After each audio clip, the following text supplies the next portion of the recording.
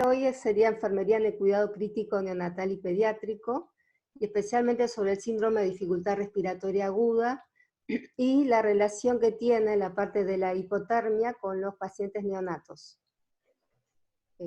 Si pasás la otra filmina.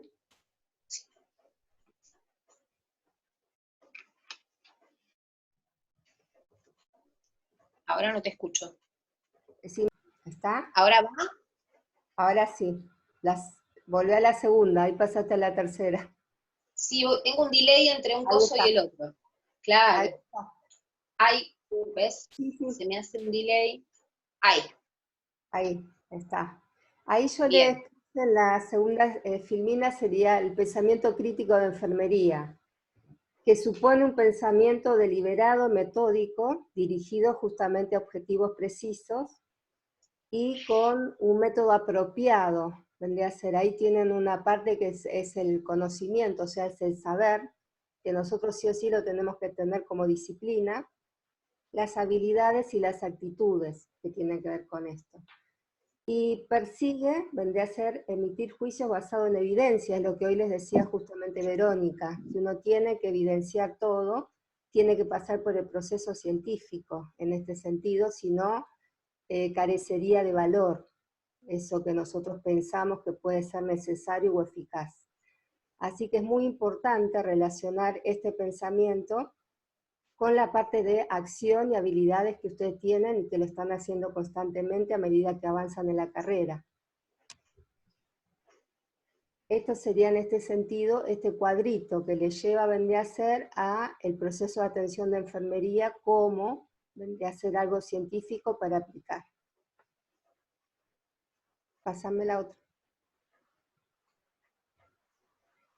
Las consideraciones. Una de las consideraciones que ustedes tienen como estudiantes tendrían que ser capaces de identificar discrepancias manejando la contradicción y ser capaces de superar la situación problemática para contrastar la situación real.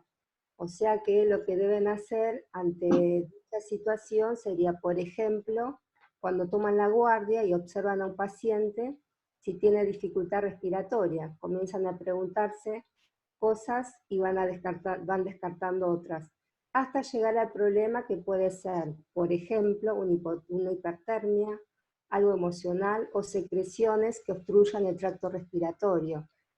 Eso podría ser, por un lado, ese inconveniente que tienen vendría a ser al tomar la guardia y que tiene que ver con el aprendizaje, con lo que ustedes aprendieron durante la carrera en sí. El punto 2 tiene que ver con el plan curricular de enfermería, en el marco de un proceso cognitivo, que tienen que tener, por supuesto, el conocimiento, tienen que tener la parte tecnológica, por ejemplo, el conocimiento que tienen que tener para discernir o diagnosticar algún paciente. La parte tecnológica que tiene que ver con algún aparato que pueda medir de repente, monitor podría ser, y lo que hoy en día está también relacionado con una práctica social, por ejemplo con el COVID-19, que está muy involucrada la parte de la comunidad, y cuando son pacientes muy graves van a ir a parar a las terapias intensivas. Pero para eso vendría a ser un trabajo comunitario en sí, y también podría ser otro que tiene que ver con lo social, también vendría a ser especialidad, por ejemplo, el intensivismo. Esto lleva a una formación integral, vendría a ser en este sentido, que sería el punto 3, de producción de conocimientos. Y esto hace que la gestión social tenga alternativa en el desarrollo social. O sea que ustedes cuando ven distintas informaciones, siempre comanda el Ministerio de Salud justamente con protocolos de acción para poder trabajar, ya sea en el ámbito comunitario o en el ámbito de las terapias intensivas. ¿Está? La otra.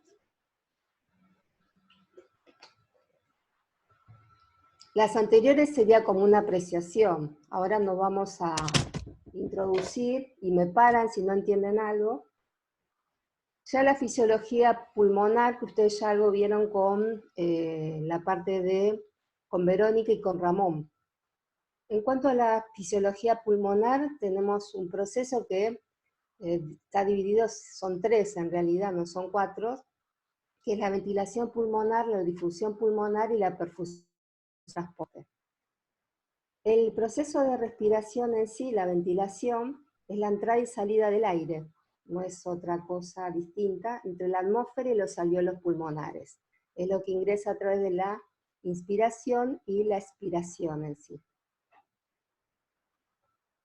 En este sentido, lo que uno hace ahí, interviene las vías aéreas internas, el diafragma, la cavidad torácica, el esternón y las costillas, así como la musculatura asociada a la ventilación que lleva a cabo con cambios de volúmenes en la cavidad torácica, y al hacerlo existen presiones positivas y negativas que mueven el aire de adentro hacia afuera de los pulmones.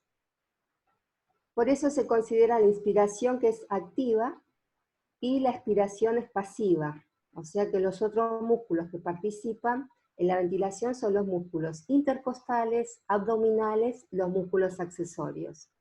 Nosotros tenemos que, si bien la experiencia de nosotros, la observación de los pacientes adultos, nosotros podemos observar, pero en los chicos esto lleva más precisión en cuanto a la observación. Es muy importante saber la observación, porque ellos no nos pueden decir absolutamente nada, especialmente cuando no saben hablar ni nada por el estilo. Entonces, de repente, nosotros nos manejamos con lo gestual y con la... La otra parte que ustedes ya lo vieron la vez pasada muy bien con medio interno con Ramón, que era la parte de difusión. ¿Sí? La difusión pulmonar que permite la difusión del oxígeno y del dióxido de carbono dentro de los alvéolos y que pasan a la sangre. Con Ramón se acuerda que ustedes vieron la parte de la difusión, donde había mayor movimiento de partículas de una zona de mayor concentración a una de menor concentración. Ejemplo, cuando produce el intercambio de gases y pasa el oxígeno y se elimina dióxido de carbono entre el capilar y el alveolo. Esa sería, en esa etapa vendría a ser de la parte de difusión pulmonar. O sea que ingresa en sí el oxígeno y se elimina el dióxido de carbono. En esto intervienen sí o sí el alvéolo con los capilares. Eso ya lo vieron en la parte de también adulto 1 y adulto 2. Y la tercera etapa sería la perfusión o transporte, que la perfusión en sí es el transporte de oxígeno y dióxido de carbono en la sangre y líquidos corporales que van a las células y viceversa. O sea que debe realizarse con un gasto mínimo de energía. La perfusión es lo que a nosotros nos da también la parte de la coloración de la piel, de acuerdo a si está bien perfundido el paciente o no. En el caso de los chicos, característico que puede ser también por ese color que vendría a ser, no está bien perfundido, que le llamamos nosotros, puede ser también por frío, como la hipotermia, o puede ser sí por algún problema de patología respiratoria que tenga el paciente. Entonces tenemos que tener también esa observación en cuanto a la cianosis que pueda aparecer a nivel vendría a ser de los miembros, tanto superiores como inferiores, puede ser generalizada la mala perfusión, y también puede ser a nivel central, se observa la cianosis a nivel peribucal. Esto sería como un repaso en sí de la parte de la fisiología. Aquí ustedes ya tienen, pero ya conocen todo lo que es el aparato respiratorio en sí, con la patología, los distintos ítem del dibujo, y que esto se puede complicar, esta vía aérea respiratoria, con patologías justamente que pueden aparecer, como el asma, como la enfermedad pulmonar obstructiva crónica, la EPOC, la fibrosis pulmonar, la neumonía y el cáncer de pulmón. Esto sería en sí a nivel general, tanto para el adulto como el pediátrico o neonatal. ¿La otra? ¿Me pasás? Esta también sería ya la parte más delimitada de la patología respiratoria, y que serían cuando ya se afecta, vendría a ser a los bronquios y a los pulmones, y vean la característica en sí de la tráquea, vendría a ser la laringe y la tráquea en sí, que son los problemas que pueden llegar a tener vendría a ser los pacientes. En este caso, pueden afectar a las vías respiratorias, incluidas las vías nasales, los bronquios y los pulmones. Se incluyen desde las afecciones agudas a neumonías o a bronquitis o enfermedades crónicas como el asma y la EPOC, ya que pueden aparecer y están muy comprometidas estas partes del aparato respiratorio. Hasta ahora no hay ninguna pregunta. ¿Puedo seguir? Bueno. Sí, profe, ¿me escuchan? ¿Sí? Decime. Sí, fue. No, Sí. Decime. ¿puedo? No, de que veo a veces, o sea, por experiencia personal, de que hay chicos, también se le hace como carne crecida en la nariz, ¿puede ser? Sí, puede ser. Que es quirúrgico eso, pero puede ser que obstruya la parte respiratoria. Sí. ¿Me escuchás? Ah, ok, listo. Sí, la escucho. Sí, puede haber una malformación en sí que hace que tenga un problema, vendría a ser a nivel del aparato respiratorio y que se obstruya. Entonces es necesario, vendría a ser una operación quirúrgica a estos pacientes. Sí, eso que en realidad es hipertrofia adenoidea. Ese es Sí, el se llama nombre así científico, tal cual. científicamente, pero que a la larga depende del grado, pero que no trae consecuencias mayores si se hace la cirugía. La próxima. Bueno, ya lo estuvieron, también se nombró en algún momento el espacio muerto, que es justamente los lugares donde no hay una actividad especialmente, y tenemos espacio muerto anatómico, el espacio muerto fisiológico y el espacio muerto mecánico. El espacio muerto anatómico se conoce como un espacio muerto anatómico de las vías de conducción, en las que permanece el volumen inhalado del aire sin llegar a los alvéolos. O sea, ese aire permanece inhalado pero no llega a los alvéolos como para insuflarlos. El volumen aproximado de este espacio es de 150 mililitros y matemáticamente es la diferencia entre el volumen corriente y la ventilación alveolar. Este espacio incluye las siguientes estructuras, que serían la nariz, la boca, la faringe, la laringe, la tráquea, los bronquios y los bronquiolos. Estas son las estructuras que están, vendría a ser, comprometidas en ese espacio, vendría a ser donde no hay la parte de intercambio, vendría a ser, o sea, no llega a los alvéolos en sí, el aire queda en el camino. Y en base a eso no se pueden insuflar esos alvéolos.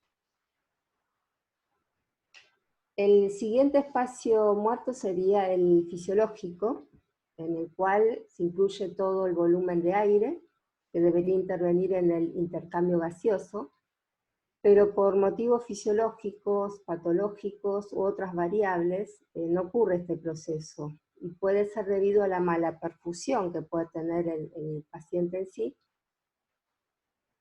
en relación a los capilares que rodean al alvéolo, como una mala ventilación de este, o sea, de base que pueda llegar a tener. O sea que este intercambio, vendría a ser gaseoso, que no se produce en sí, y eso provoca una mala perfusión a nivel sanguínea por medio de los capilares. Esos serían los dos espacios muertos, tanto el anatómico como fisiológico, por los que atraviesa el paciente cuando hay una dificultad respiratoria. Y cuando es innavegable, vendría a ser de que puede continuar esa dificultad respiratoria y cada vez mayor, existe ya el espacio muerto mecánico, que es aquel espacio justamente que se agrega al anatómico, que es producto de la conexión ya de los equipos de ventilación artificial o de anestesia que se practican en pacientes críticos. O sea, ya sería el hecho de contar con un aparato, vendría a ser de sostén para estos pacientes que tienen mucha dificultad respiratoria y es necesario justamente intubarlos, porque ya no quedaría otra solución. Y aquí vendría a ser la parte de la patología respiratoria en sí, la fisiología, pero que tienen los alvéolos, justamente tienen la parte de los pulmones y la parte de perfusión a través de los capilares, que es lo que hablamos, en relación también a la difusión de gases. ¿Mm? En este caso, la circulación pulmonar juega un papel muy activo, ya sea en el intercambio gaseoso y viceversa. La composición del gas alveolar produce cambios en la circulación pulmonar, justamente. Y en la red capilar alveolar, la sangre fluye de forma casi laminar, con baja resistencia, facilitando el intercambio gaseoso. O sea que, si bien vendría a ser esa red capilar alveolar, fluye la sangre, pero no llega, vendría a ser a favorecer a ese intercambio gaseoso. ¿El otro? Y acá tienen también las cavidades y tienen los pulmones, que es un gráfico en sí, donde nos vamos a detener más que todo en la parte, ya lo vieron también con Ramón la vez pasada, que tiene que ver con las membranas pleurales. ¿Sí? La membrana pleural serosa, que cubre el pulmón y la cara interior de la cavidad torácica, que se divide también en pleura visceral, que cubre la parte exterior del pulmón, y las cisuras interlobulares, y pleura parietal, que cubre la parte interna de la pared torácica, el diafragma y el mediastino. Es el gráfico que tienen todas esas herramientas, claro, para poder visualizarlos y de qué forma. El mediastino sería el espacio medio de la capa torácica entre los dos pleuras, la columna vertebral y el esternón. También muestra la cavidad pleural derecha en ese gráfico. ¿Ah? O sea que tienen que saber, vendría a ser, ya con Ramón lo vieron, que la parte de pleuras, pero también tienen que conocer bien la parte de vendría a ser las capas de esa pleura y cómo se tiene que saber qué cubre y qué no cubren, ¿sí? Como para saber que intervienen también en la parte respiratoria. La otra, si no preguntan nada.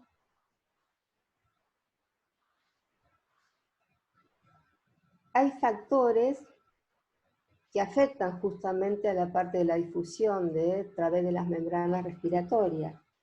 Y estos factores son varios, vamos a tomar algunos. ¡Dale!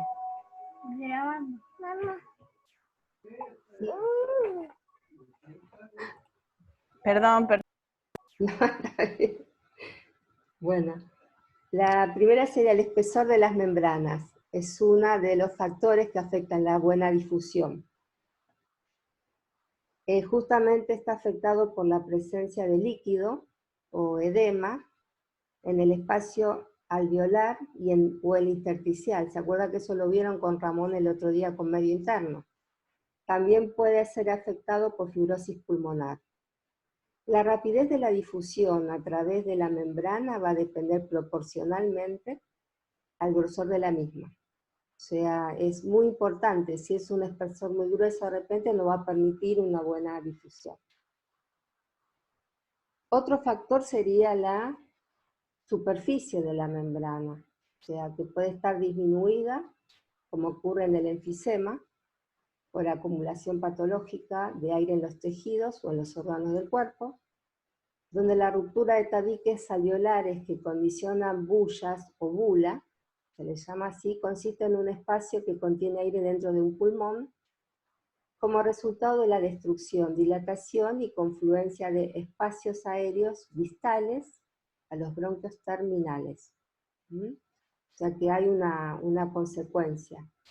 Esto puede ocasionar falta de aire, puede provocar disnea, neumotórax espontáneos y abscesos.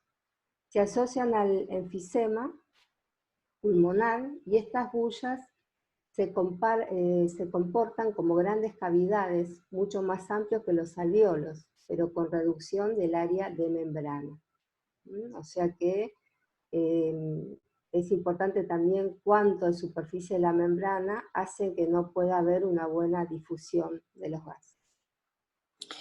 Profe, esto de las bullas, Sí. ¿es porque el alvéolo se rompe y hay una cavidad más grande?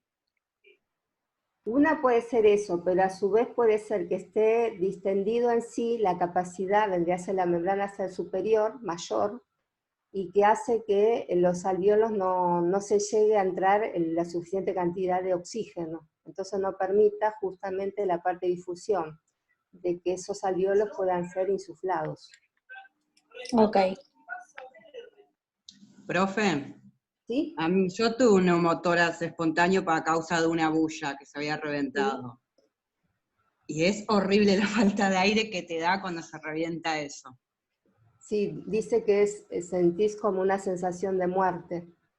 Y Es sí, lo que la falta de aire y comentan. la presión en el pecho que se siente Sí. es horrible. Y ahora, bueno, sigo con lo mismo, que tengo que cuidarme por el tema que sigue habiendo varias bullas, por el tema que se reviente y demás. No, supuestamente no puedo golpearme, nada, por el mismo tema que me puede volver a agarrar de nuevo. Claro, te tenés que cuidar mucho. Sí. ¿Sí? Una cosita, ¿se acuerdan cuando cursaron adultos 2 y hablamos de neumotórax hipertensivo? Ese neumotórax que puede provocar hasta un paro cardíaco por compresión del corazón, porque se insufla el pulmón en una embolada de aire y no vuelve a salir el aire, que es una emergencia. Bueno, la ruptura de una bulla, exacto, la ruptura de una bulla enfisematosa es una de las primeras causas de neumotórax hipertensivo. Por eso los pacientes, como la compañera, se tienen que cuidar, inclusive en los vuelos también, donde los cambios de presión en la cabina del avión pueden provocar una ruptura espontánea. Es una de las primeras causas de neumotórax hipertensivo. En los pacientes que tienen EPOC, que suelen tener bullas enfisematosas, son candidatos a hacer este tipo de neumotórax, más que un neumotórax normotensivo, que generalmente tiene más que ver o con algo traumático, o con o con alguna cuestión violenta, digamos. Esto es como una ruptura de algo que muchas veces el paciente ni siquiera sabe que tiene.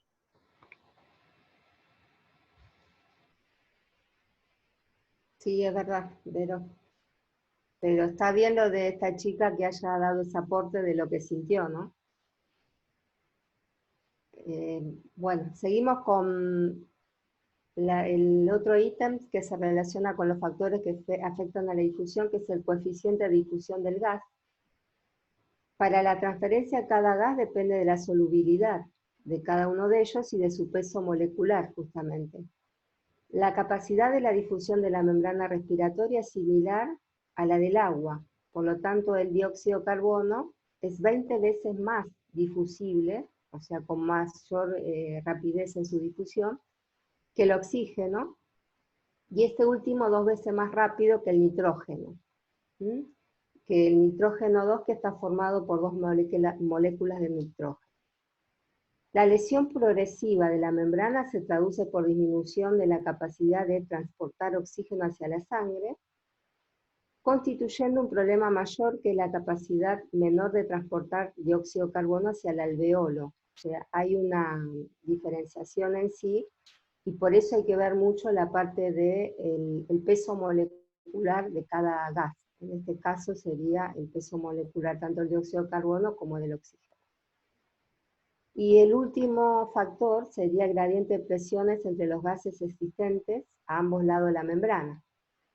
O sea, la presión parcial está determinada por el número de moléculas que chocan contra la superficie de la membrana a ambos lados de ella, lo que significa la tendencia a cada gas de atravesar la membrana en sí. Los gases siempre se trasladan de la zona de mayor presión a la de menor presión, lo vieron con Ramón. La difusión se establece, vendría a ser en virtud de los gradientes de presiones, es decir, de las distintas concentraciones de los gases según los diferentes sitios. O sea que van proporcionando sus movimientos de la zona de mayor a la menor concentración. Eso les tiene que quedar claro que nunca van al revés, en este caso de difusión, sino que van de mayor a menor concentración.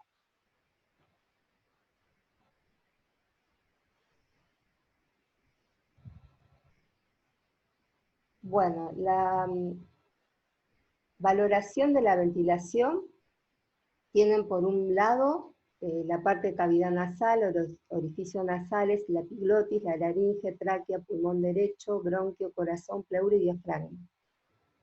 Y por el lado vendría a ser izquierdo, tienen los senos esfenoides, o sea, los dividí, vendría a ser como para determinarlos. Centro respiratorio, que el centro respiratorio, ¿dónde está? ¿Se acuerdan? ¿En el bulbo? ¿Aquí? Sí. Seguimos con la faringe, esófago, pulmón izquierdo, vasos pulmonares, costillas, músculos intercostales y músculos del diafragma. O sea que esto sería en sí la valoración de la ventilación en una persona normal, pero cuando hay un problema, justamente pueden aparecer trastornos, después vamos a ir viendo la parte de la patología en sí, con qué tipo de patologías aparecen, especialmente en los chicos, pero también en los adultos, que son similares. La siguiente. Las patologías respiratorias. Las principales que tenemos nosotros y que se relacionan con la inmadurez, vendría a ser del pulmón, madurez pulmonar, se da en los neonatos, y se la llama enfermedad de membrana hialina. Es una de las enfermedades más comunes. La sigla en inglés es HMD, y anteriormente se la conocía como dificultad respiratoria. Es un trastorno en el recién nacido prematuro, por eso cuando ya se sabe que ese niño va a nacer prematuramente, se le aplican a la mamá corticoides para madurar los pulmones del niño, porque justamente en el último trimestre hay una producción de surfactante, de una sustancia que hace que maduren esos pulmones. Cuando nace antes ese chico no tiene esta posibilidad. Y entonces hay una insuficiencia de producción de ese surfactante en el desarrollo de los pulmones por inmadurez pulmonar. Ese surfactante es un agente tensoactivo que se presenta en los alvéolos pulmonares y que en contacto con el agua modifica su tensión superficial. Por eso cuando hay edema, se colapsan esos alvéolos y no permiten el ingreso del oxígeno. Su función es disminuir la tensión superficial de la fina lámina del líquido que recubre los alvéolos pulmonares y facilita su expansión.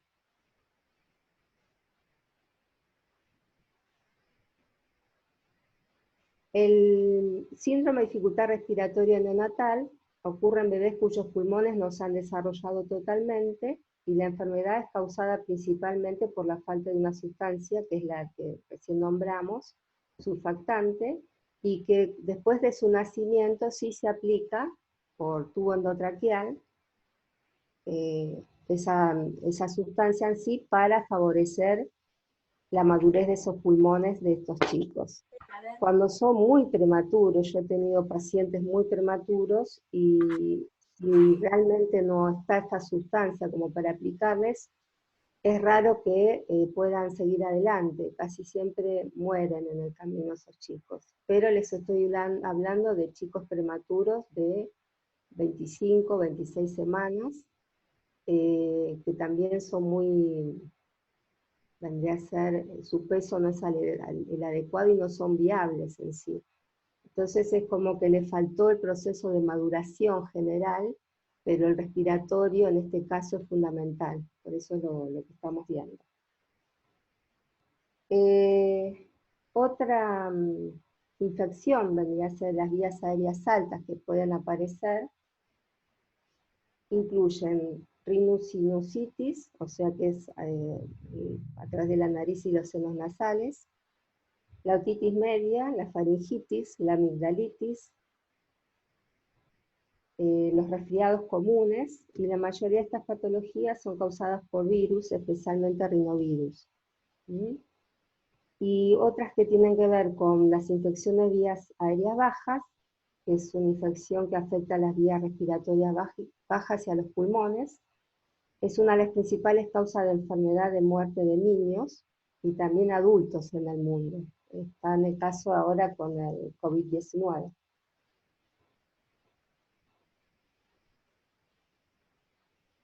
¿Preguntas hasta acá?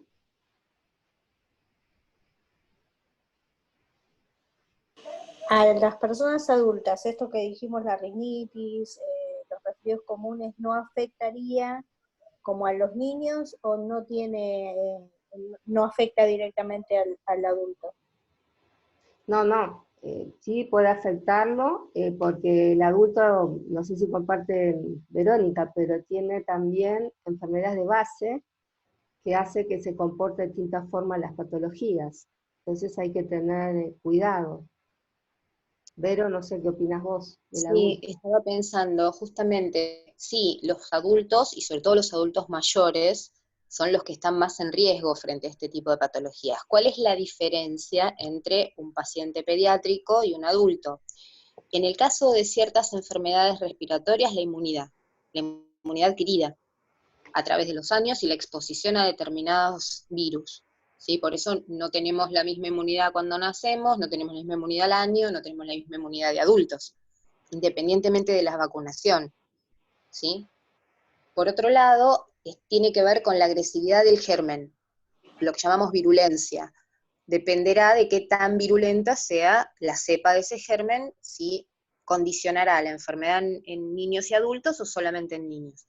Y en el caso específico de las otitis medias, que son un grave problema en el paciente pediátrico, porque hasta antes de las campañas de vacunación contra neumococo, meningococo y Haemophilus influenza, eran una de las primeras causas de meningitis, las otitis medias.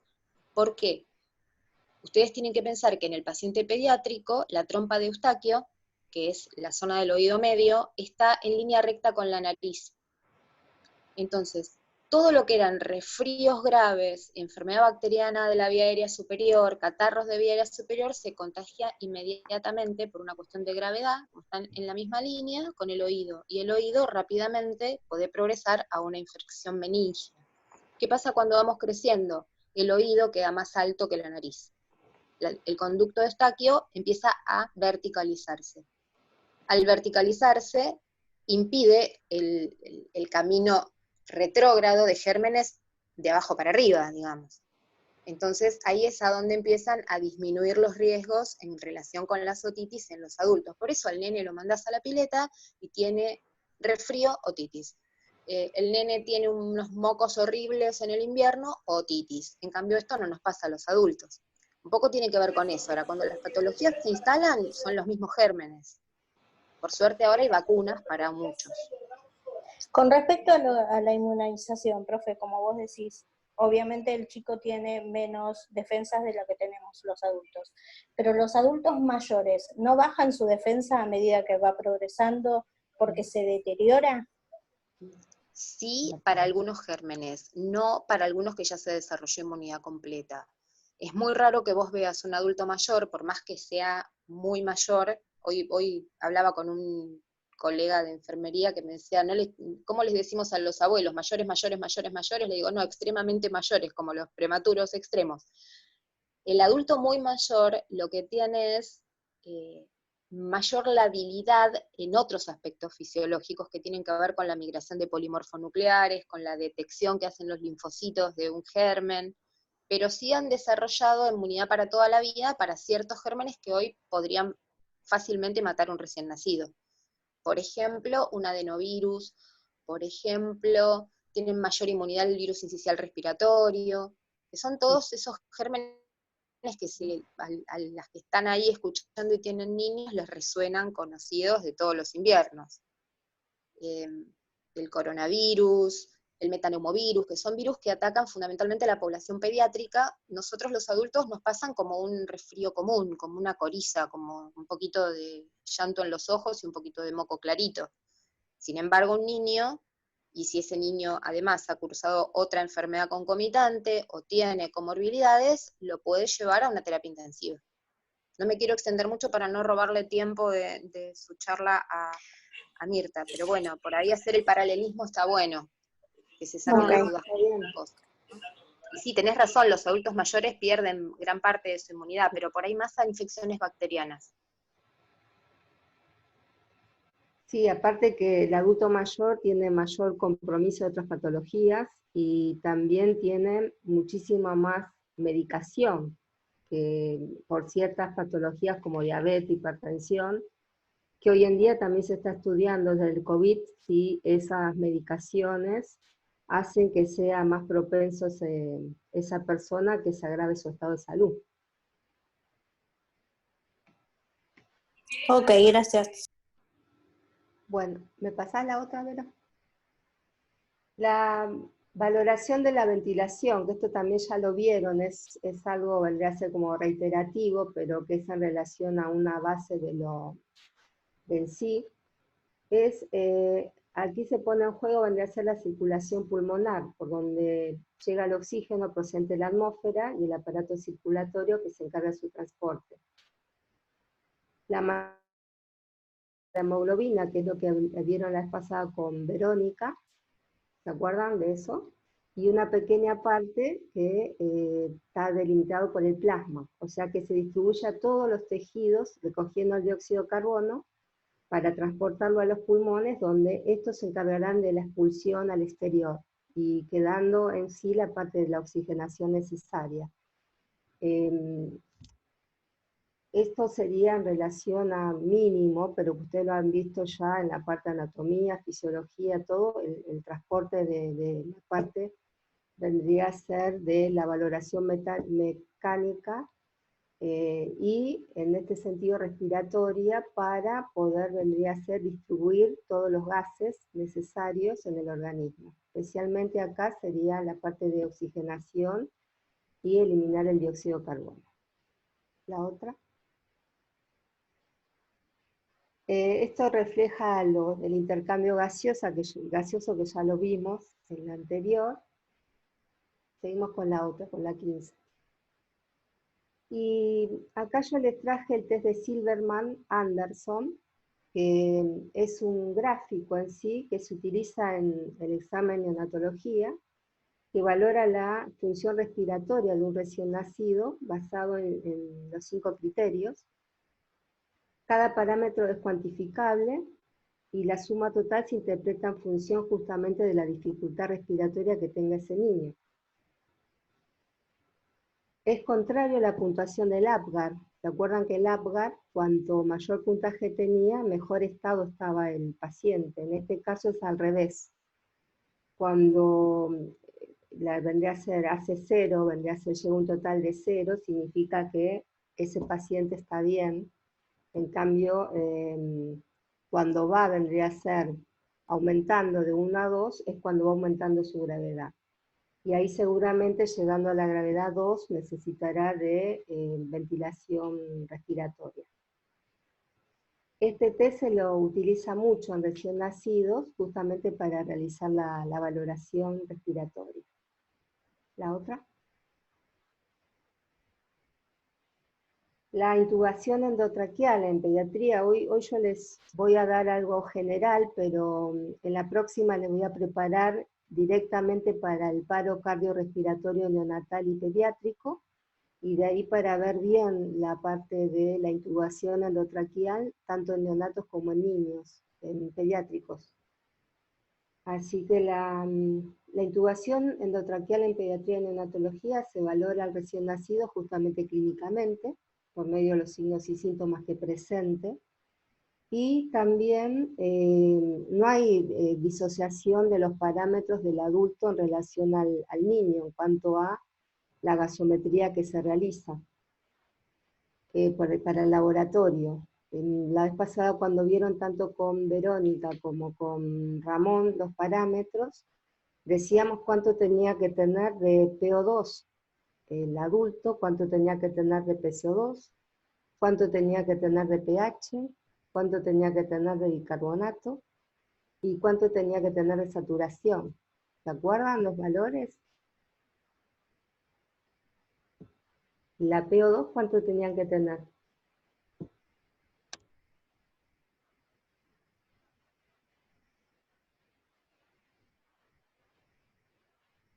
De 80 a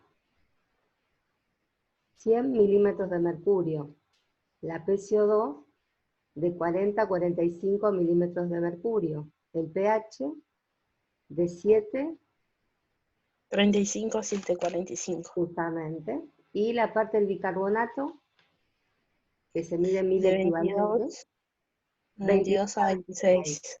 Justamente. Entonces, nosotros acá sí lo que se hace, si es un recién nacido, se puede poner una vía directamente cuando nace, como puede ser un percutáneo, o también se puede utilizar la vía venosa y arterial del cordón umbilical. Nosotros sabemos que el cordón umbilical, yo siempre le doy como, vendría a ser un dibujito a los estudiantes, que tiene 2 ojitos y una boca. Los 2 ojitos significan las arterias, y la boca sería la vena. Entonces, cuando son chicos muy comprometidos en sí, que no se les puede poner ningún acceso vascular, son muy difíciles, entonces lo que se hace, por ejemplo, esa semana de que podemos contar con el cordón umbilical hasta encontrarle un vaso vascular mejor, se utiliza para sacar sangre arterial de alguna de las arterias umbilicales, y el médico canaliza el cordón umbilical. ¿Se acuerdan que el cordón aproximadamente dura una semana? Entonces se trata de sacarlo antes posible por el miedo de la infección. Entonces hay que tener en cuenta ese parámetro. Esto sería, se valora entonces la parte clínica, signos y síntomas también que presente. A diferencia del adulto, el adulto tiene dificultad respiratoria que uno lo observa, o por ahí nos dice no puedo respirar ni nada. En el caso del chico, puede llegar a tener distintos inconvenientes, sí, pero se produce la cianosis, especialmente la cianosis central, la mala perfusión generalizada, bradicardia extrema, y también la valoración respiratoria que puede tener aleteo nasal, puede tener tiraje intercostal y quejido. Esos son los parámetros que también clínicamente a mí me dicen que es como que este chico necesita una ventilación asistida, porque tanto los signos y síntomas que presenta como la parte de laboratorio que están disminuidos, es necesario, vendría a ser esa ventilación. Se considera que con un pH de 7,2, se dice que el paciente ya está descompensado en sí, y también el parámetro que se toma, que no es exacto, pero que por lo menos toma la parte de los gases en sangre, que serían tomar como parámetro 60 de PO2 y 60 de dióxido de carbono, para que también se pueda necesitar la parte de la ventilación en sí. Entonces se hace todo como para intubar a este paciente. Hay diferencias de tubos endotraqueales. En el adulto se utilizan los tubos endotraqueales con balón. En el caso de los niños, se dicen que los tubos endotraqueales, que vendría a ser de plásticos y flexibles, presentan numeraciones también, que permiten verificar si se desplazan, no tienen balón. Se considera que de utilizar del nacimiento a los 8 años, se utiliza un tubo endotraqueal sin balón. ¿Y por qué se trata de hacer eso, de evitar el balón en los chicos? Hay estudios, inclusive yo estuve buscando, indagando, hay estudios de investigación que todavía no están conformes algunos investigadores en que sea beneficioso no utilizar el tubo endotraqueal con balón en los chicos, porque dicen que las extubaciones repetitivas también provocan una mayor gravedad y a veces la muerte, pero otros consideran que sí o sí no se usa balón por su anatomía laringea. Vendría a ser este balón puede provocar una lesión en la mucosa y en la vía aérea, produciendo una estenosis subglótica. Entonces, tratan de evitar que el tubo endotraqueal justamente tenga el balón. Entonces es muy importante en estos pacientes, al no tener balones o tubos endotraqueales, se pueden salir fácilmente. Es muy importante la verificación de nosotros en cuanto a la fijación, que sea la correcta para evitar inconvenientes. La parte vendría a ser de los tubos endotraqueales que se utilizan en los neonatos. Hay uno que es el más pequeño, que es el número 2, que ya no se lo utiliza porque siempre hay pérdida de aire en sí. Se utiliza el 2,5, de acuerdo a la edad gestacional del chico, o sea, en el momento de nacimiento, y que no haya pérdida peribucal. Y de ahí va de 5 en 5, hasta vendría a ser el 7, que se considera que de ahí en adelante ya se puede utilizar con balón sin inconveniente. El tubo se introduce, vendría a ser hasta dejarlo a 1 o 2 centímetros por encima de la carina. La carina es una cresta que está en la base de la tráquea y que separa las aberturas derecha e izquierda de los bronquios principales. De modo que de esa forma uno puede ventilar ambos pulmones. Si uno lo introduce más al tubo, puede provocar un desbalancín o puede provocar una hiperventilación en un pulmón y no en el otro. Entonces por eso uno también tiene que observar mucho la parte, vendría a ser de evitar complicaciones. O también la otra es que se haya colocado en una vía que no era respiratoria, que pudo haber sido la digestiva. Si es la digestiva, el paciente no se observa mejoras, va a seguir con mala perfusión todo, y realmente no se va a observar que si uno insufla la parte de aire para administrarle, va a ser una distensión abdominal y no va a ayudar la parte, vendría a ser respiratoria, no se va a movilizar el tórax. ¿Consultas en relación a la intubación? ¿Le puedo hacer una consulta? Sí, sí. Bueno, entonces nosotros nos damos cuenta que está bien puesto el tubo por la parte, por nosotros viendo, o le sacamos una placa o lo ocultamos. Se realiza la ocultación y también se corrobora con una placa. Ah, listo, perfecto. Siempre, eso me olvidé, menos mal que me hiciste acordar, eso siempre se verifica con un estetoscopio, verificar la entrada de aire, no solamente en la parte del vértice, también sí en la base, que es lo fundamental. Cómo Sí. ingresa, y si realmente no está ingresando bien el aire, a lo mejor es porque tiene secreciones el estudiante, el paciente. Así que de esa forma uno tiene que verificar esos cambios. Y también es fundamental la parte clínica, la observación de nosotros. Okay. Para la fijación yo igual les voy a mostrar distintos métodos que hay, pero uno se ayuda, vendría a ser con una gasa, para que le coloca como en el momento que uno va a fijar, limpia bien todo y le coloca como una gasita al costado del tubo, para que quede fijo hasta que nos permita, vendría a ser, fijar el tubo en sí, para evitar que se salga. ¿Alguna otra pregunta? Mirta, ¿Sí? ¿puedo agregar algo? Sí, agrega lo que quiera, Vero. Una de las cosas que recomienda la Asociación Americana del Corazón, la American Heart Association, a partir del año 2000, vieron que salen las normas de RCP cada 5 años. Y una de las cosas que a partir del año 2000 recomienda es la secuencia de auscultación. Se debe auscultar primero el epigastrio, porque si alguien se equivoca, el tubo va a parar al esófago.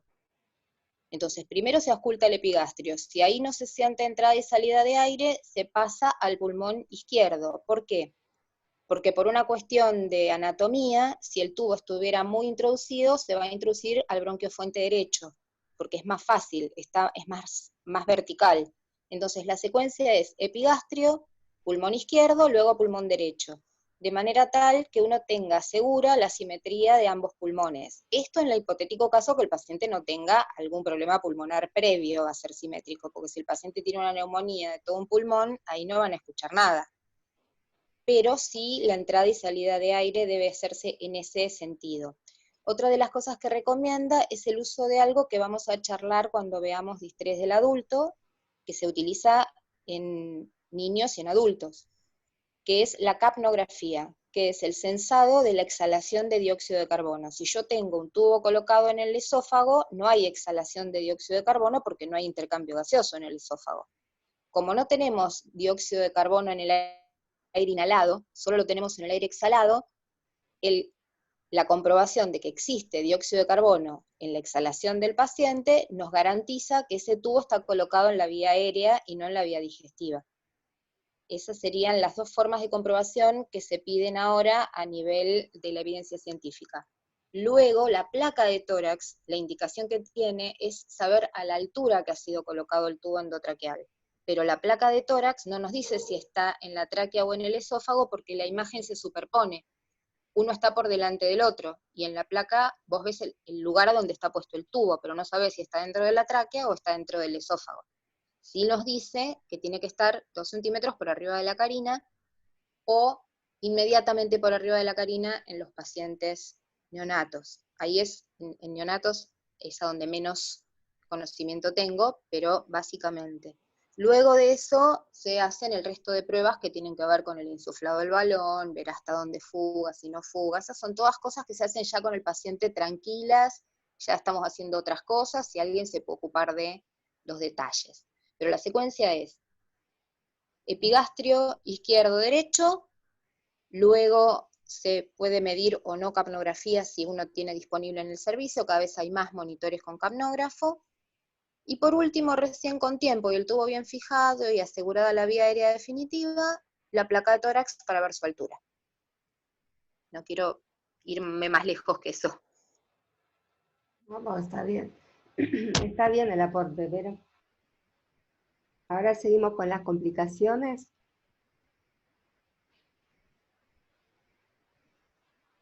Bueno, vimos la parte de la intubación en sí, que después yo les voy a dar bien la parte práctica, y una de las complicaciones tiene que ver con la hipoxia, o sea, el tiempo de intubación, o sea, este tiempo no debe superar los 30 segundos.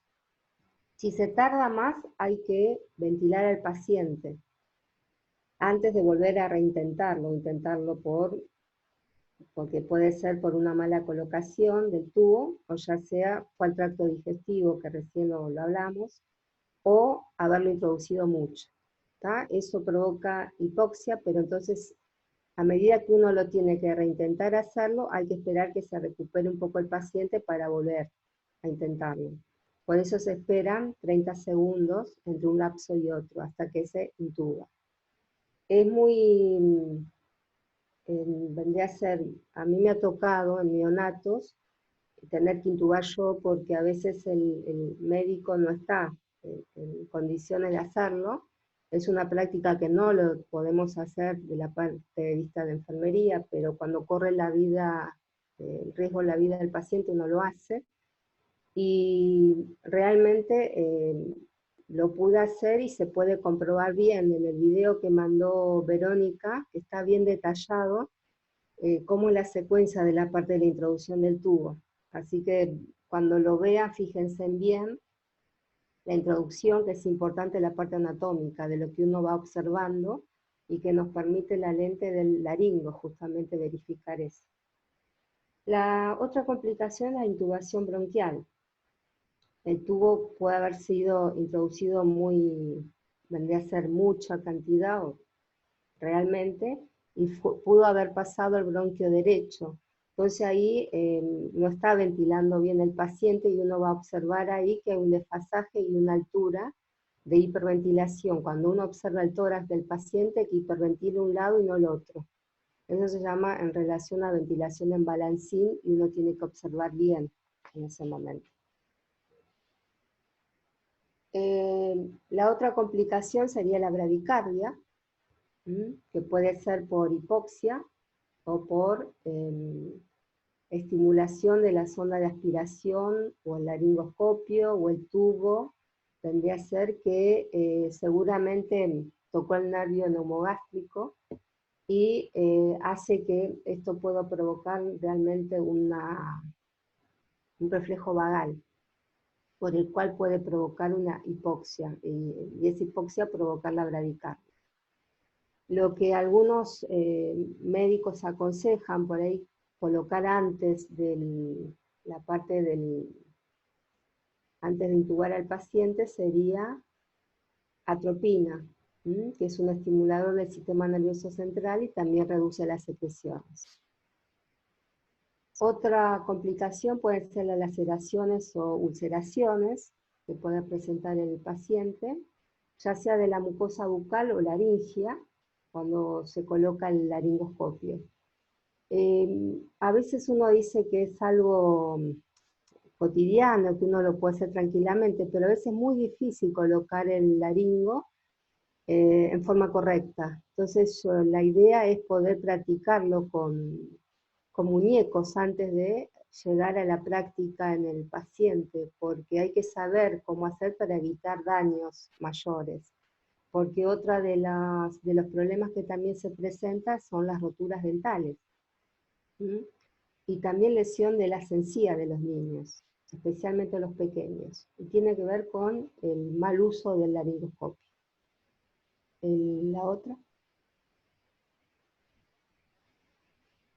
Otra complicación puede ser la rotura de laringe, faringe, esófago, tráquea, también introduciendo forzosamente el tubo endotraqueal, que muchos dicen, bueno, no puede pasar nunca eso, pero puede ocurrir, al igual que la hemorragia, por rotura o lesión de alguna estructura respiratoria y digestiva, que a veces, yo a veces digo, se ensañan por ahí de tener que colocar un tubo y tienen complicaciones mayores.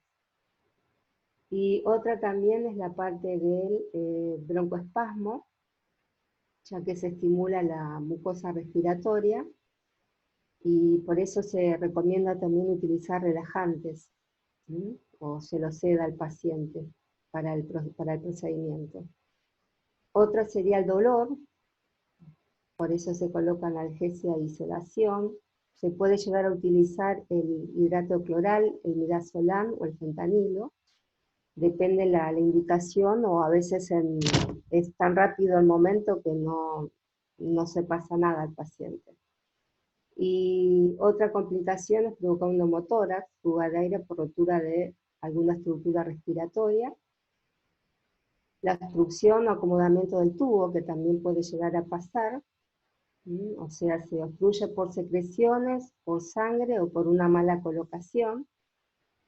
Por eso siempre hay que verificar la permeabilidad y su correcta posición. Y la otra también que es muy importante y es fundamental, tanto en neo como en pediatría, por supuesto en el adulto, es la infección. Son técnicas, es una técnica estéril en sí, con los materiales, todo, y tendría que haber no solo un operador, sino varios, que uno pueda alcanzar las cosas y el otro realizar el procedimiento, para todas vendría a ser los procedimientos en sí, no tan solo para la intubación endotraqueal, porque justamente eso puede provocar algún daño mayor hospitalización del paciente, y aparte mayor carga vendría a ser en cuanto a medicación que se tenga que utilizar por una infección que pudo haber sido provocado por un procedimiento de alguna persona de salud. Así que sería importante eso. Bueno, y la otra es que también eso le voy a traer bien la parte del equipo, cómo se realiza, pero es la aspiración de las secreciones. Nosotros lo que realizamos siempre sería la aspiración de secreciones en un paciente que lo necesita, en forma vendría a ser nasal o oral. En el caso que se utilice, que tengamos un paciente con un tubo endotraqueal, hay que utilizar una técnica séptica también, y tendrían que ser 2 personas para poder realizarlo, para cumplir esa técnica séptica. Depende del lugar donde uno trabaje. Yo donde trabajaba estaba yo sola y tenía que hacerlo yo sola, entonces trataba de ingeniármela para evitar alguna contaminación del paciente. Entonces me llevaba todas las cosas, preparaba un campo estéril y de ahí empezaba a realizar la aspiración de secreciones. Eso uno lo va manejando con la parte de la experiencia en sí. ¿Qué realizamos con esto? Serían, se extrae la secreción del tubo endotraqueal, que excluyen ese tubo, y se verifica qué tipo de secreciones se retiran, si son fluidas, si son de repente líquidas, si son amarronadas, si son el color, que es importante, así como las secreciones que uno puede eliminar a través de la tos, se analiza y también se anota en el registro, porque es muy importante eso. Entonces los objetivos serían eliminar las secreciones que ocluyan la parte de la vía aérea, y la otra sería eliminar las secreciones que ocluyan directamente, parcialmente, con correcta técnica estéril. Entonces lo que se trata es de, inclusive el tubo, para poder aspirar bien las secreciones, cuando vean la técnica en sí, se trata de inclinar de un costado y de otro para poder aspirar secreciones, ya sea del lado izquierdo o derecho, de acuerdo a la ubicación del tubo. ¿Alguna consulta?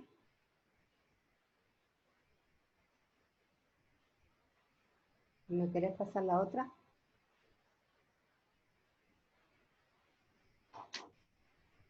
El equipo de aspiración de secreciones.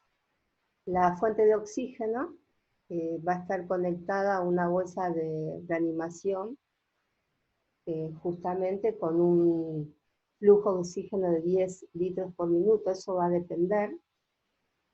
También la parte de que yo no me olvidé, pero la parte de la succión, el manómetro no puede pasar los 120 milímetros de mercurio de la parte aspirativa, porque si no podemos dañar también al paciente cuando realizamos la aspiración.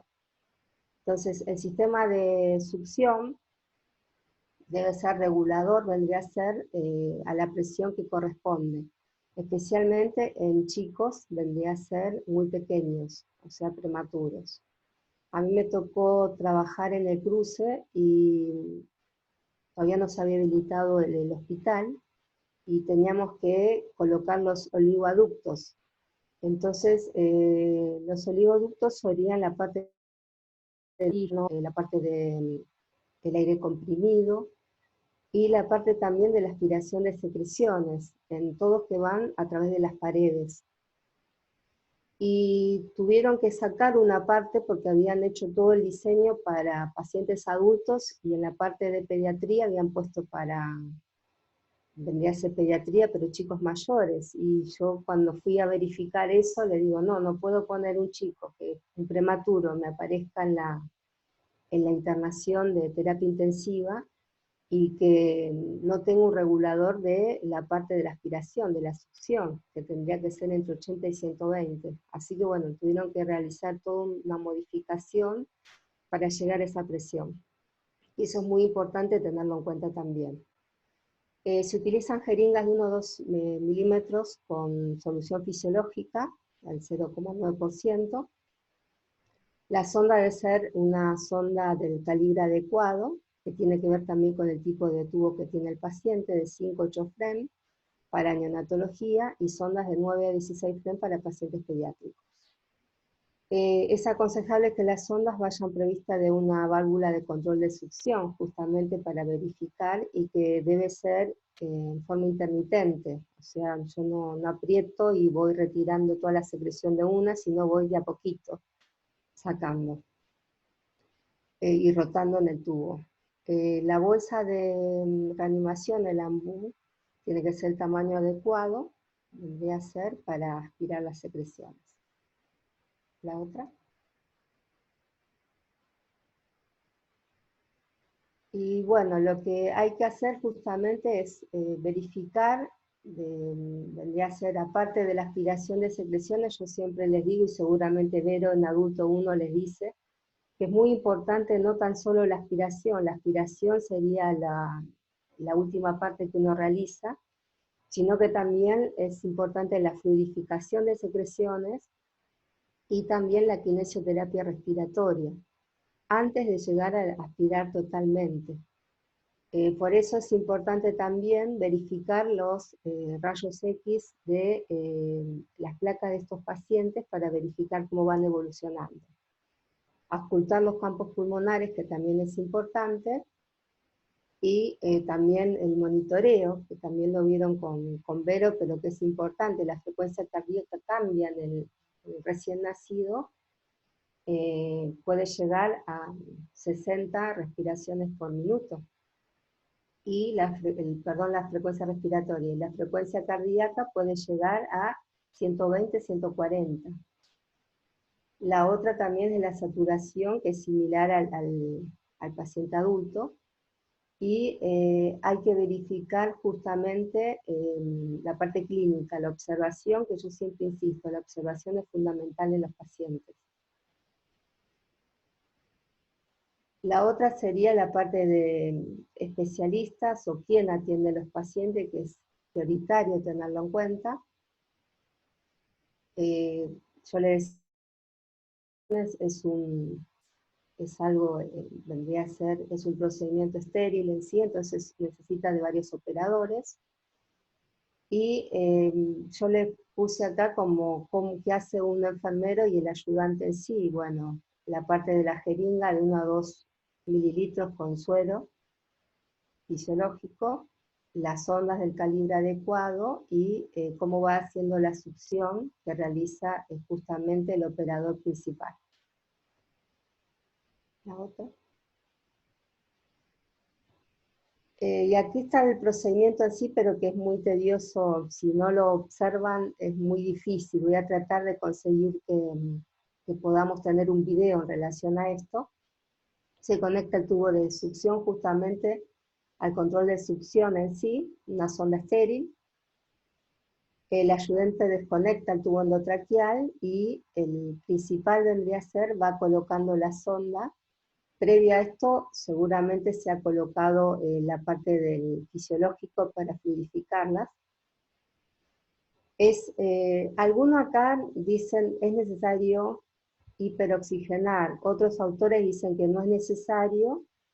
Si se hace, por ahí son 30 segundos, vendría a ser, antes de introducir la sonda, para que tenga mayor oxigenación del paciente, y por eso se trata de ver en las FiO2 de aumentar en el momento del procedimiento. Hay otros profesionales que no quieren directamente eso, que se realice la aspiración sin ningún cambio de las FiO2. La técnica tiene que ser rápida y en varias veces, de hacerlo en varias instancias justamente para evitar la hipoxia del paciente. Y la distancia recomendada de seguridad vendría a ser del tubo endotraqueal.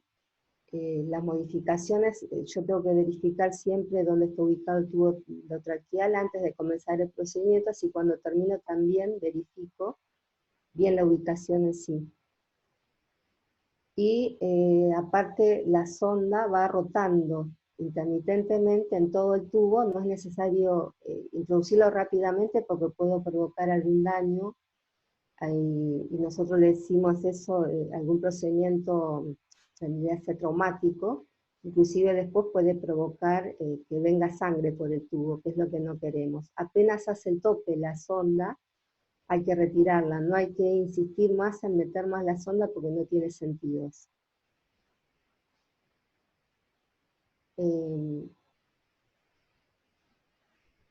y puede ser que las secreciones, lo que recién decía, pueden estar muy espesas, entonces es necesario colocar más cantidad de solución salina directamente por el tubo de 0,1 a 0,2 mililitros, y eso justamente se coloca y se conecta con el tubo y después nuevamente se hace la aspiración. El tiempo sería prudencial, serían 10 segundos de succión, pero a veces es menos el tiempo que se utiliza. Y se debe dar 1 minuto de descanso entre una secuencia y otra.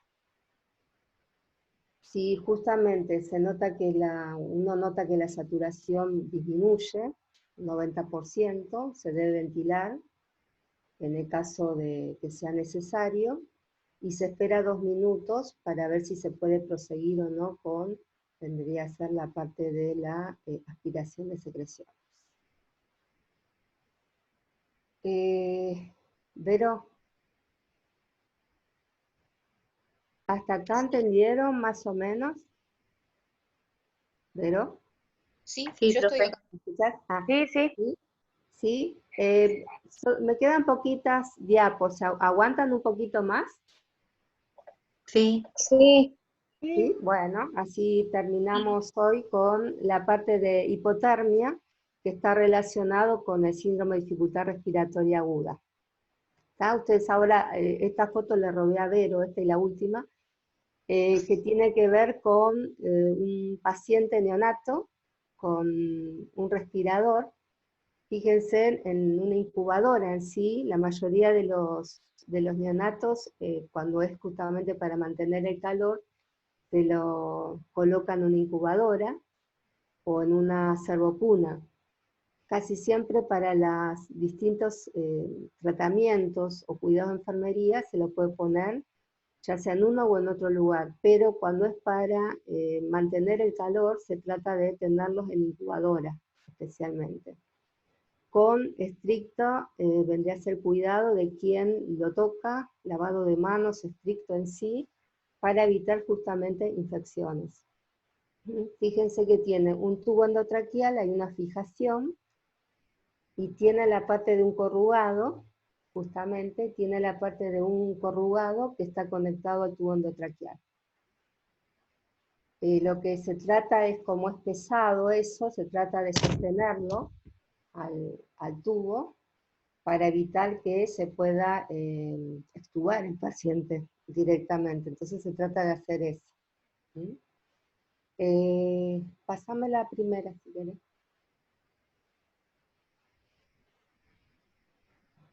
Bueno, la parte de la hipotermia en estos pacientes es la disminución justamente de la temperatura corporal del recién nacido. Y esto se relaciona mucho con la parte del nacimiento, que hay un periodo de transición de este chico que dura de 24, 48, 72 horas. Casi siempre se da 48, 72 horas, en donde él estaba acostumbrado a estar en un ámbito calentito, que es la parte del útero de la mamá, y que cuando ahí está a 37 grados, cuando sale, realmente encuentra algo vendría a ser que hace que tenga que empezar a respirar solito, todo eso, y que muchos no lo pueden hacer o no tienen las herramientas como para hacerlo.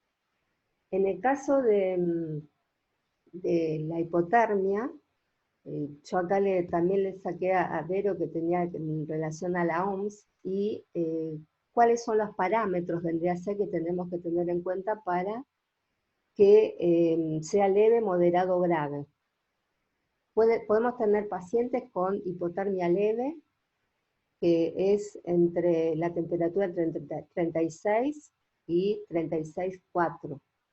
La temperatura normal en un recién nacido son 36,5. O sea que si es leve estaríamos dentro de los parámetros normales. En la moderada la temperatura puede ir de 32 a 35,9.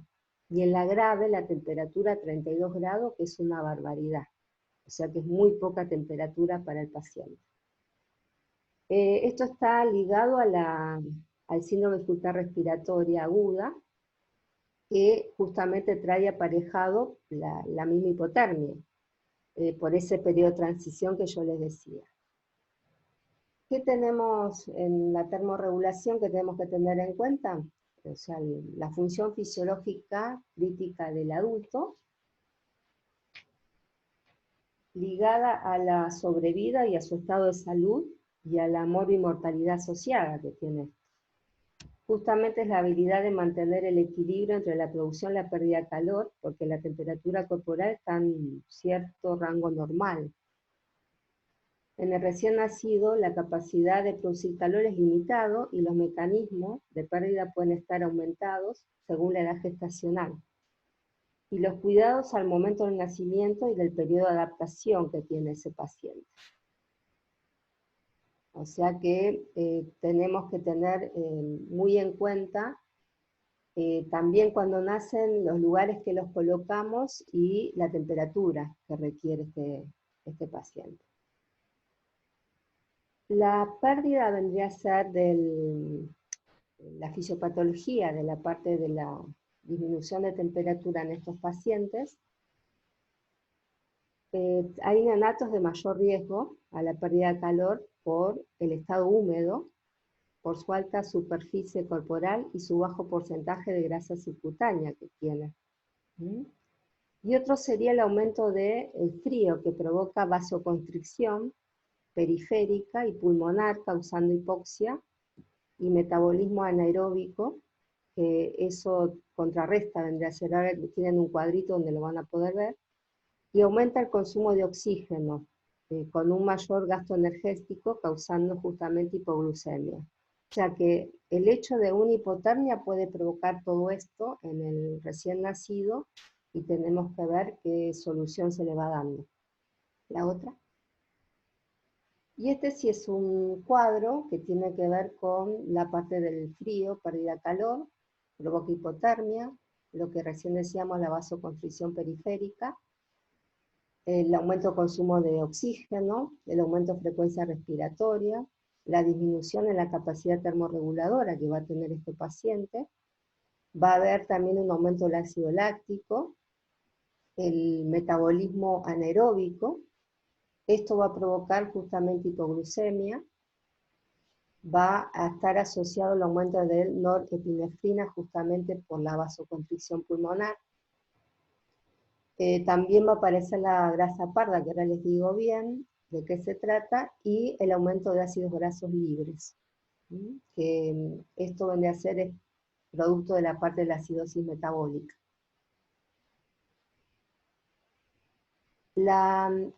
Volvé a la otra, por favor, a la anterior.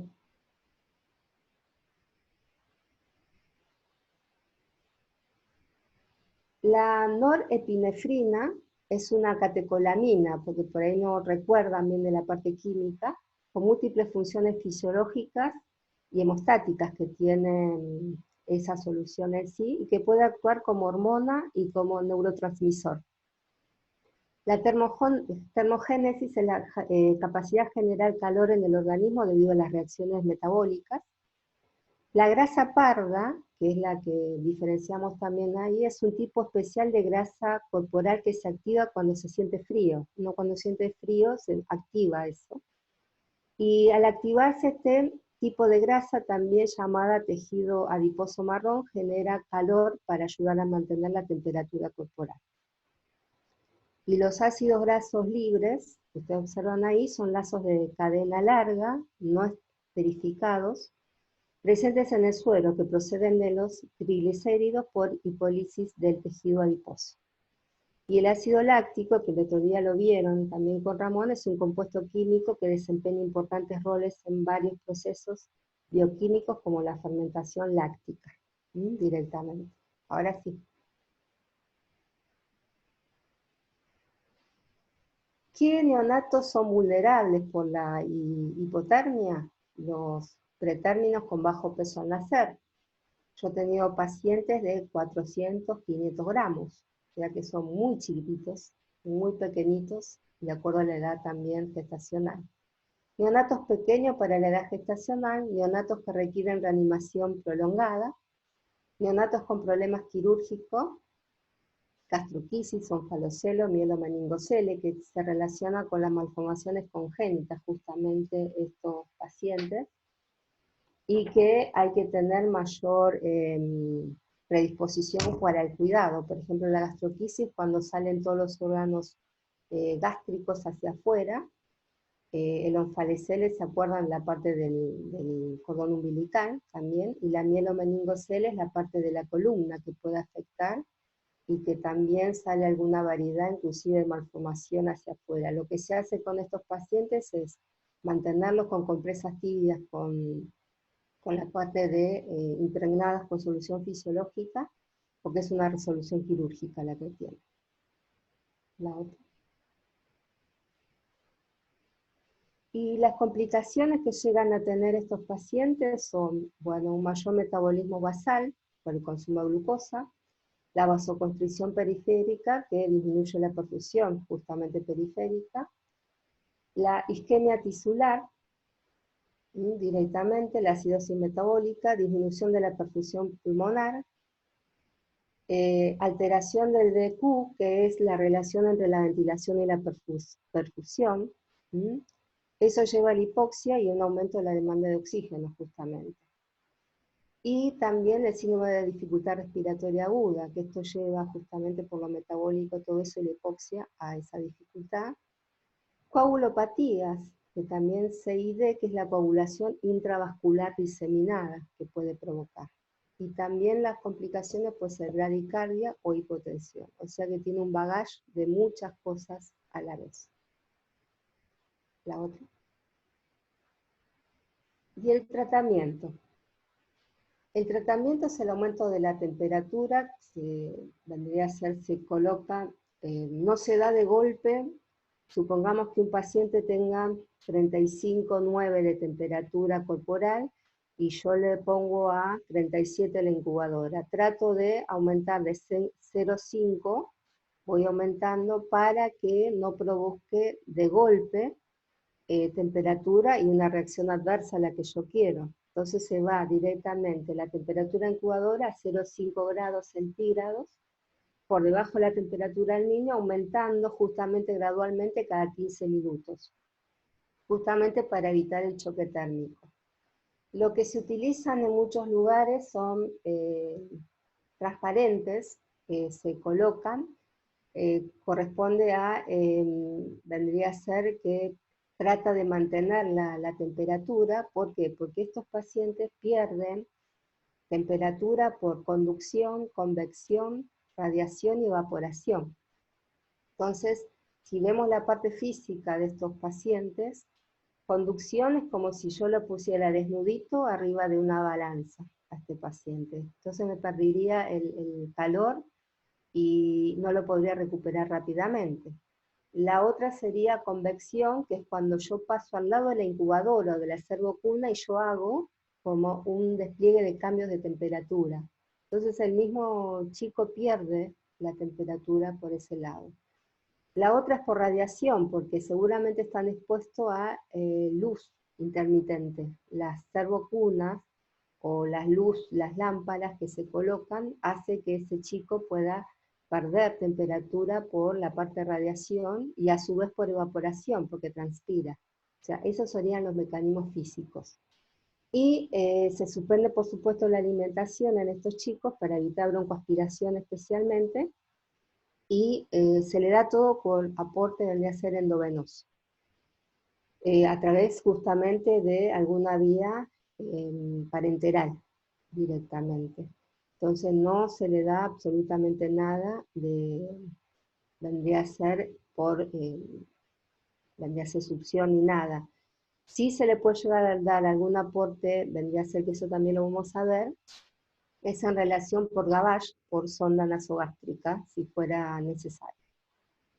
Y lo que se hace también, se vigila, vendría a ser que pueda hacer periodos de apnea este paciente, debido al calentamiento rápido, que estábamos diciendo recién. Y se toma la temperatura cada 15 minutos, se va ajustando la temperatura en la incubadora de acuerdo a la evolución del paciente. Bueno, esta creo que fue la última, ¿no? Bueno, ¿Qué puede aparecer en sí en este paciente? Bueno, la taquipnea, frecuencia respiratoria 60, más de 60 respiraciones por minuto. Recién decíamos que lo normal era hasta 60. El quejido que puede también llevar a que este paciente no esté llegando suficiente cantidad de oxígeno. Aleteo nasal y tiraje, retracción respiratoria paradojal o en balancín, que recién lo estamos viendo cuando por ahí está muy metido, vendría a ser, está llegando mucho oxígeno o hiperventilando de un pulmón y no del otro. Cianosis ante la exposición del aire ambiente. Imagen radiológica que puede ser moteado, reticular, granular o broncograma aéreo. El requerimiento de surfactante que estuvimos hablando hoy, que es un agente tensoactivo, ¿se acuerda que se presentaban los alveolos pulmonares? Y que realmente recubría los alveolos. ¿Sí? Entonces, la necesidad, y seguramente este paciente es candidato a la ventilación mecánica, seguramente por alta frecuencia, depende de las características que tenga. Y acá, que me pareció piola porque es la parte sobre distensión alveolar, fíjense los alveolos, en una parte de cómo están, vendría a ser qué distensión tienen, como que su capa es muy fina por ahí, se distiende más, como si ustedes inflaran un globo, y ese globo tuviera toda la capacidad del oxígeno, y esto está, al tener esa distensión, se pueden romper en cualquier momento. Y la otra es el colapso cíclico, que al no llegar suficiente oxígeno a sus alveolos, es como que se colapsan y no tienen suficiente cantidad de oxigenación. Entonces no se pueden insuflar, no pueden perdurar en ese sentido. Y este también se la robé a Vero, le robé varias fotos, pero que tienen que ver con la parte del niño, fíjense las manos, ¿no?, que le están sosteniendo, y ese es el mensaje que uno les da a ustedes, que uno tiene que ser la mente de ellos, pensar que están pensando qué se puede hacer constantemente, porque no es solamente enfermería, el equipo de salud, sino son todos los que participamos en la neo o en la pediatría. Entonces es muy importante tenerlo en cuenta que el equipo de salud tiene que trabajar constantemente con ellos.